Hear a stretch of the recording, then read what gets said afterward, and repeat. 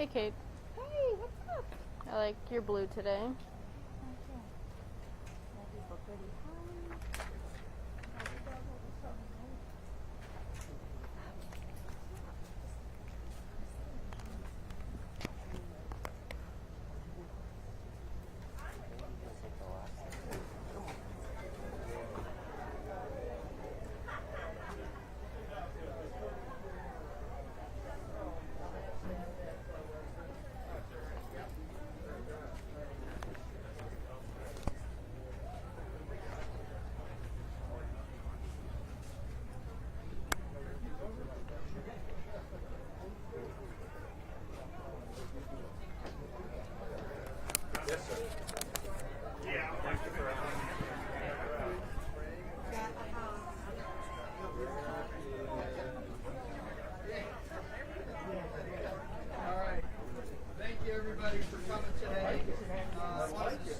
By introducing everybody standing behind me. Of course, we have our governor who's going to be speaking shortly. I did want to recognize Senator Solid and Delegate Metzger and Delegate Long. Thank you for being here today.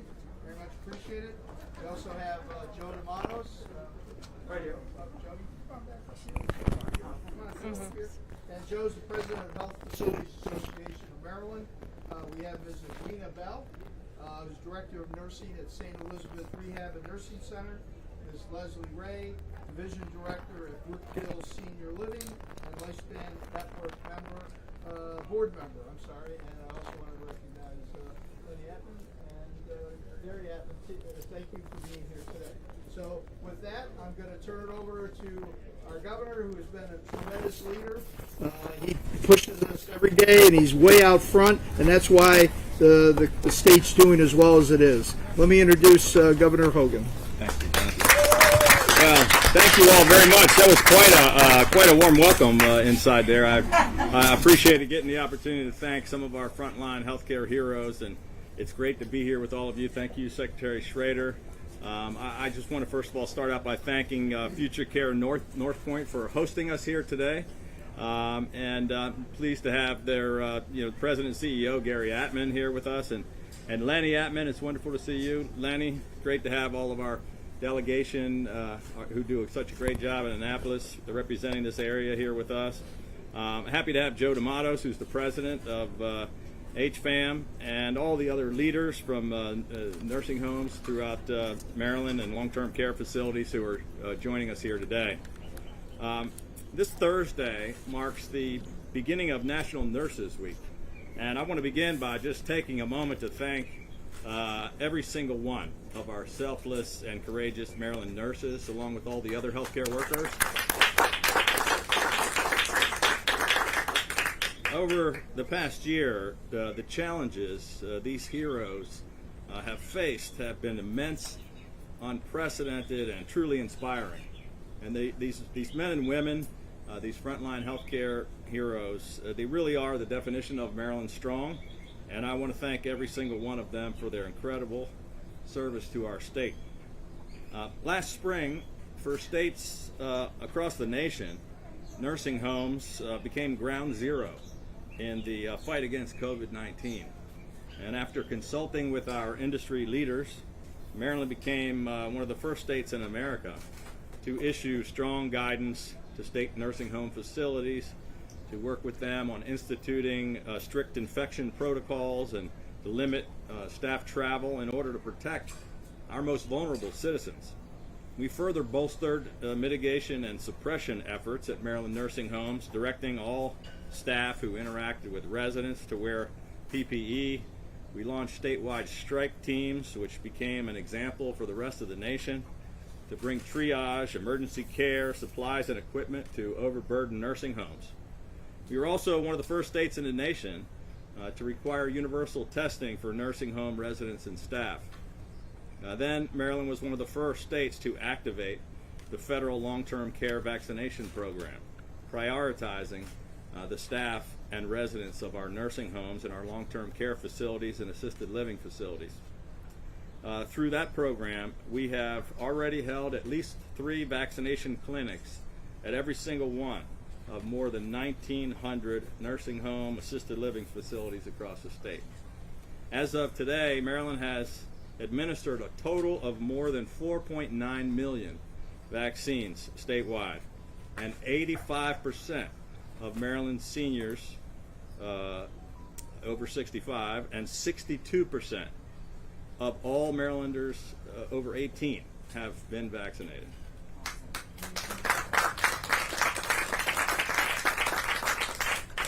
The effects have been profound, and nursing homes are a perfect example of that. Outbreaks in our Maryland nursing homes fell by more than 65% from their peak just this winter, and we allowed in March 1st safe indoor visitation at nursing homes to resume, and they've made incredible progress. The federal long-term care vaccination program that helped us to facilitate all of those vaccines is wrapping up and coming to an end. But we're now instituting a new plan to ensure that vaccines continue to be readily available to everyone who lives and works in our nursing homes. As part of our No Arm Left Behind initiative, we have activated state mobile vaccination teams to conduct additional clinics at Maryland nursing homes.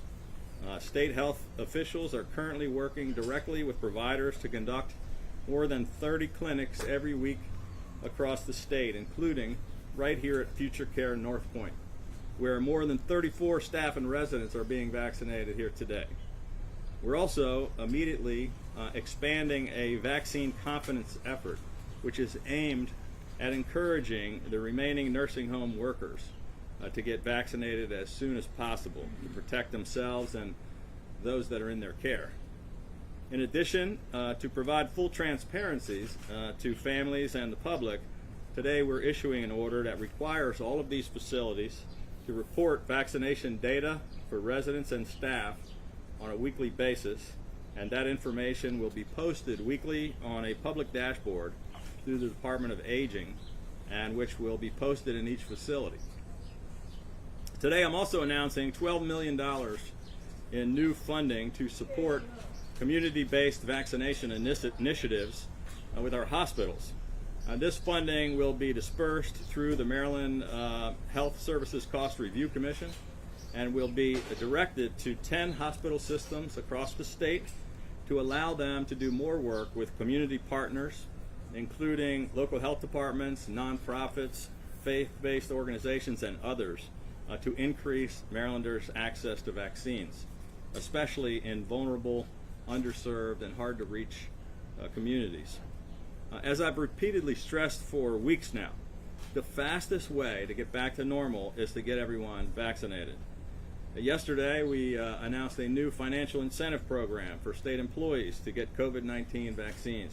And I'm strongly encouraging our friends in the nursing home industry and in our hospitals to offer similar incentives for our frontline healthcare workers. With more than 3,000 points of distribution all across the state, direct scheduling is now available at mass vaccination sites everywhere, and a call center operating 7 days a week in over 200 different languages is now easier than ever to find and get a vaccine. And those who are not vaccinated will continue to be at risk of infection, hospitalization, and death. So if you are not yet vaccinated, please get your vaccine immediately to keep you, your family, and neighbors safe, and so that we can put this pandemic behind us once and for all and get back to life as normal. Thank you.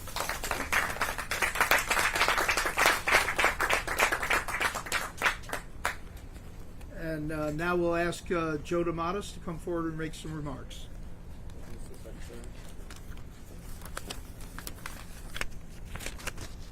Well, Governor, you and I were together on December 23rd when the first vaccines were put in the arms of Marylanders in need. It doesn't get old, does it? No. Would you have imagined that we would have had 5 million doses, almost 5 million doses, in people's arms by now? I was hoping. Well, listen, I just want to thank you very much. Governor Hogan, where's Secretary Schrader? Where'd he go? Secretary Schrader, Delegate Long, Delegate Metzger, and Senator Johnny Ray, thank you so much for being here along with our distinguished guests. I want to thank everybody for coming to Future Care North Point. I want to give a special thank to Lenny and Gary Atman for all they do, not just for Future Care, for Maryland, but for the community at large. I want to thank you very much for all that you do. Thank you. I want to give special thanks to Ryan, the administrator here, and Pam Gall, the director of nursing, also known as the Sergeant Major of North Point. Give her a big round of applause. I want to thank all of you for what you've done, whether you're a healthcare hero in the media, in the General Assembly, or in the public at large, for all that you've done to support our healthcare heroes in this once-in-a-100-year fight against COVID-19. The truth is that we are winning the fight, and we are in a much better place thanks to your leadership, Governor, and your team than when we met with you in March of last year. I would really be remiss if I didn't also thank my friends, my trusted partners, my colleagues, Kevin Hefner from the Lifespan Network and Allison Siborowski for Leading Age Maryland. Will you please give them a big round of applause? And in a moment, you're going to hear from our friends Leslie Ray and I'm blanking on Elizabeth's name. And Edwina's name. It's a moment from Leslie Ray and Edwina, who I've met a bunch of times, but just blanked on the name on. Really from the perspective of our frontline healthcare heroes. And I would ask you to give them a big round of applause as well. Edwina Bell from St. Elizabeth. It comes back in your brain. So I want to end by saying this, Governor, specifically to you, and specifically to Dennis Schrader, the Secretary. I didn't know quite what to expect on December 23rd when we got those first vaccines going. And we've traveled so far between now and then. But the reality is that we've got so far to go still. And as the Governor says, the biggest thing that anybody can do to get to some sense of normalcy is to get that vaccine into your arm as quickly as you can.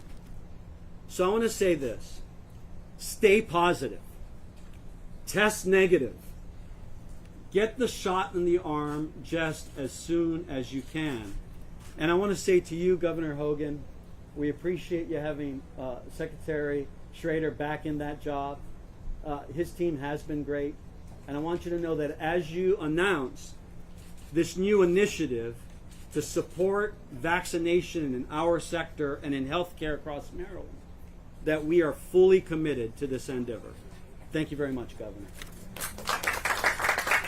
Thank you. Sorry, Ms. Bell. I had a blank moment. Thanks, Joe. Next, I want to bring forward Edwina Bell to make some remarks. Good afternoon.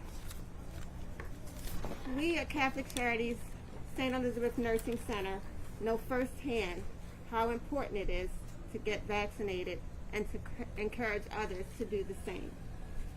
Our team has been together throughout this pandemic, dealing with the effects of the virus, which include not only acute illness, but also the lingering effects of prolonged isolation.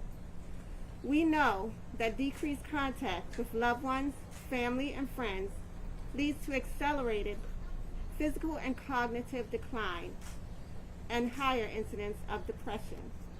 At St. Elizabeth, we've witnessed this firsthand, and we will continue to witness these adverse outcomes as long as we are forced to limit and in some cases restrict visitation. When we had our first vaccination clinic on site, there were a good number of staff who were agreeable to take the vaccine, but there were a good number who did not want to. However, watching their peers who took it without hesitation led to twice as many staff members agreeing to be vaccinated, proving that demonstration can be the most powerful motivation. I participated in that first vaccination clinic. I felt it was important for me to do so not only as a healthcare professional, but also as the daughter of a parent in long-term care. Our time apart over the past year has been hard on both of us, and getting vaccinated is how I get back to him. At St. Elizabeth, we continue to encourage and we continue to educate as we strive to get all staff members and all elders vaccinated, because we know that vaccinations are the only way we are going to get our residents back to the interactive environments that they strive in. Thank you. Thank you, Edwina.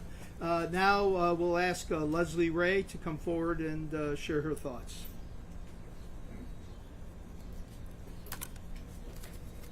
I've been vaccinated, so I'm pretty sure I can take this off safely, right? The governor said it, so I'm going to do what he tells me. I don't know. It's just 6 feet apart. Well, listen, thanks first off for having us, and thank you, Governor Hogan, very much. And to your whole administration and to supporting the GoVax campaign, it is critical and crucial to our industry. Vaccinations to the senior industry equals hope. Vaccinations equals hope.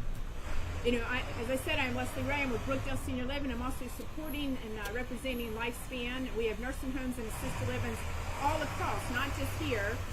That, you know, we're going through this. Might have to talk louder. There's a truck behind me. But as we said, the vaccinations are important to us in our own personal ways. And so, you know, I thought I would share a story that I have a property. We have a property in Prince George County. And I'm so pleased to say that we have 99% vaccination rates with our seniors. And I'm even happier to say that as of today, we are 93% vaccinated with our staff. Now, that wasn't always like that. So it took a while. So we got to thinking, you know, our staff had concerns and questions and reservations, but our residents didn't, and they were more than willing to get vaccinated. So we said to ourselves, what can we do to bridge this gap? Because if you work in senior living, what you know is that we are here because we love our seniors. We love their stories. We admire their courage. Their wisdom is what we live off of. So we decided to have a campaign, and it was Ask Your Elders. So we set off to ask the elders, why are you getting vaccinated? And I'm a little scared, so help me do that. And so I'll share a story that the lady had with us, and she shared a story that as she was a young girl, she was greatly affected in her family and friends with polio. And, you know, she saw the, you know, sadness of it and the struggles.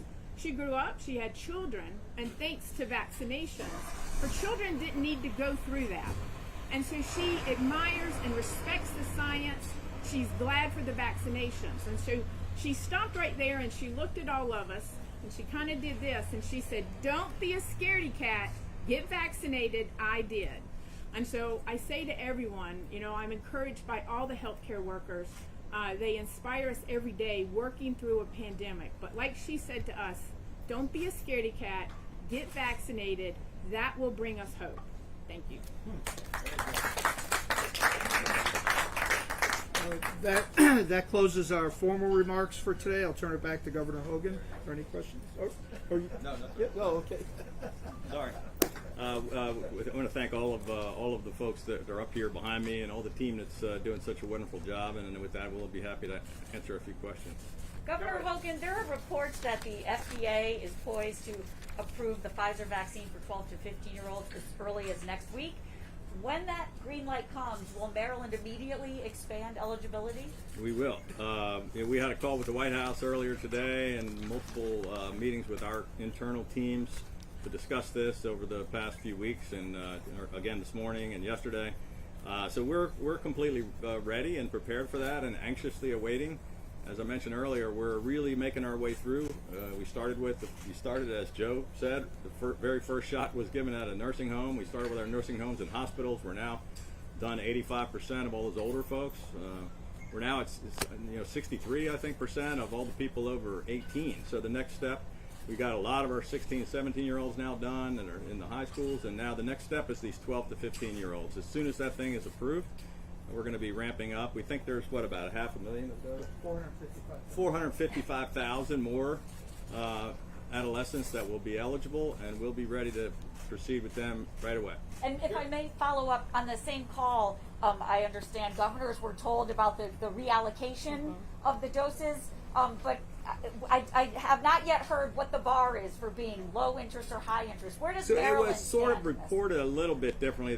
The way the thing came out was that the states who did not need more could order less than their allocation. Everyone's going to be given the opportunity to get 100% of their allocation. We're not going to see increases like we have in the past. It's going to stay the same for the next several weeks before it may actually drop off after that because everybody's getting so many done. But if a state does not need more or can't use more, then they can order less, and that will go into a pool that'll be reallocated to states who do need more. We anticipate utilizing our full share and getting 100% of the doses, and I think most states will do that as well. But they just have more flexibility now. Okay, thank you. Governor, Vaccine. Oh, sorry. Go ahead. You Go first. go ahead. Vaccine misinformation is still a challenge for many jurisdictions. Does your office plan to announce any new efforts to combat this? Well, we've had strong efforts to overcome the disinformation campaigns that are all over the place on social media, and that's an ongoing battle. That's a big part of the hesitancy. And right now, as we've done such a huge percentage of the people that want a vaccine. We now have two groups left. People that are sort of ambivalent, that say, well, I'm not sure if I want it or not, or maybe I'll get it eventually, but I don't see the need. And then there's another group that just says, I'm not interested, I don't want to get it. And we've got to get everybody convinced in order to be able to stop this thing and get back to normal. Governor, the Ravens are hoping to have a full stadium for their first game this fall. What are your thoughts on that? I think it's a great idea. We'd love to get a full stadium as soon as the season gets back too. That's fully within our plans, and I have a meeting with Dick Cass today to talk about just that. I know it's what the whole NFL is looking to do. The president said he wanted to get things back to normal by the 4th of July, so football season obviously starts after that. My plan is to get things back to normal by Memorial Day, which is coming up pretty soon. If I may follow up on that, because we saw that the president said he wants to get 70% of Americans at least one shot by July 4th. What's your thought process on that? You want to? We'll be way ahead of that. We're already nearly 65% of everybody that's eligible. So some states may have difficulty. We will not. Governor Hogan, an off-topic question related to the city and crime. We're in a serious surge right now. We've had 6 homicides since Saturday. Have you had any conversations with the mayor about it, and what more can the state be doing right now? Well, we've had a number of discussions internally with our entire team. We're very concerned about the increase in violent crime in the city. It's got 3 main root causes. Number one, we're not doing anything about the violent repeat offenders and all the people that are committing the gun crimes over and over again. 2 years in a row, we had legislation that would address that. It passed the Senate both times, an overwhelmingly Democratic Senate, and both times the House killed it with the help of the Baltimore City delegation. So number one, we have to get tougher laws. Number two, we can't defund the police, which is the mayor's plan. We got to invest more in our police. And number three, we have to have a prosecutor that's willing to prosecute crimes.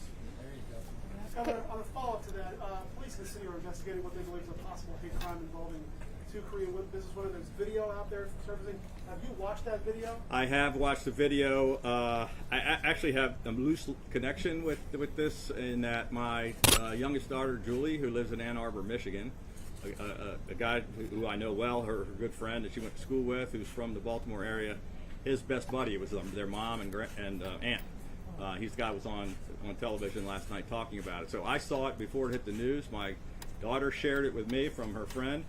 I was outraged. It's just another example of this violent outbursts and attacks on Asians all across the country. We had another one in New York. It was pretty hard to watch with the 2, older women being smashed in the head with a brick or a cinder block. We're going to get to the bottom of this. We already have the state police, working in conjunction with the city to investigate. I've already talked to Rob Herr, who's heading up our hate crimes task force, former U.S. attorney, and I'm sure we're going to hear more about this. It's probably going to get a lot more attention. Governor, following up to the crime right now, does the city have to wait until next year for the legislative session, or what can the state do right now? The city needs to just do a better job of focusing on crime. It seems to be the last thing that they're concerned about, and they need to come up with a real plan. We've been very disappointed in their efforts so far. Can you step in? Can you step in and do No, anything? we can't step in. We don't have the ability to do that. I mean, people say, should you send it to the National Guard? National Guard is not the right ones to be policing the streets of Baltimore. We need the Baltimore City Police Department policing the streets, and we need the prosecutor to prosecute them. Do you anticipate that Maryland might be able to receive additional doses, that we might have the demand to receive additional doses under this reallocation? If we did, I don't know. I don't anticipate that we will at this point because we're as you're winding down and getting to the end of this, we're going to have plenty of doses, and we're going to be searching for no arm left behind and going into every community just to get those last few. We're going to be batting cleanup, and we're going to be winding down our mass vac sites, and we're going to be letting physicians and our mobile units and our equity task force, be out in every community. But if we did need more, there will be more available, but I don't anticipate that. Thank you. Thanks.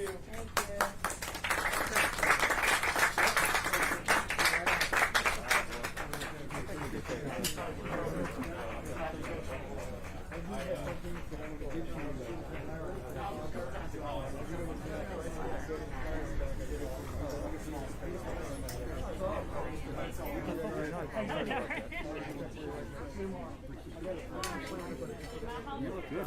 Yeah.